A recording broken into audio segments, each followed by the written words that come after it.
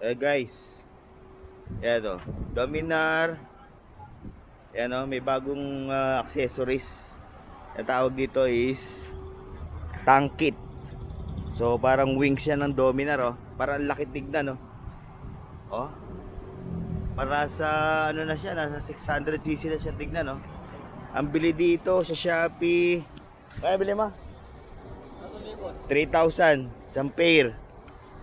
So yan yung upgrade no ng Dominar na to. Nagpalit na rin siya ng Tambucho dati, yung R11.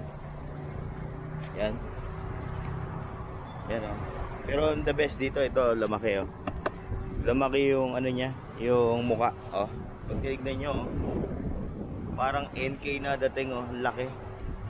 So ito yung butas na yan oh, parang pasukan ng hangin, tumatakbo ka. So wings niyan oh, naka-tornilyo siya rito oh. Naka-setup na siya. So ikakabit nyo na lang sa Shopee. Sa Shopee binili 3,000. So dito rin oh, available na rin yung toolkit niya oh. Parang ang laki, laking tignan. Laking tignan oh. Oh, nagulat nga ako eh. Parang 600, parang naging NK na yung dating. So malaki sa personal guys, ang laki pag nakita nyo. So ayan oh, ayan yung sound check natin. Nakakambyo ba?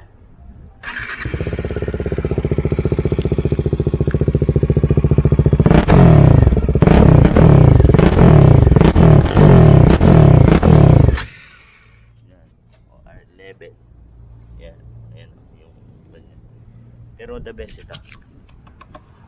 Kung gusto yung bumili yan oh, sa Dominar tank kit ang tawag nila. So lumaki, parang 600cc na NK na yung dating niya. Sa personal malaki yan pag nakita niya. Ayan, ay may mukha niya oh. So may butas siya ron. Tsaka dito. Lumaki sa ilaw niya. Oh, so lumaki. So sakto na siya. Dominar 400 pero sobrang laki pag nakita niya. Okay? So comment lang kayo guys kung saan nabili sa Shopee to. Okay, laki oh. Okay, Dominar 400. Okay. Thank you. Comment lang guys. Yan yung may-ari oh. Pinakagwapo sa lahat. Okay, ito nagpalit na rin siya, tinarbon na rin niya na to. Dati kulay dilaw yan, ngayon ginawa niya carbon. So maganda rin pala tignan. Yun, sige, see you in my next vlog.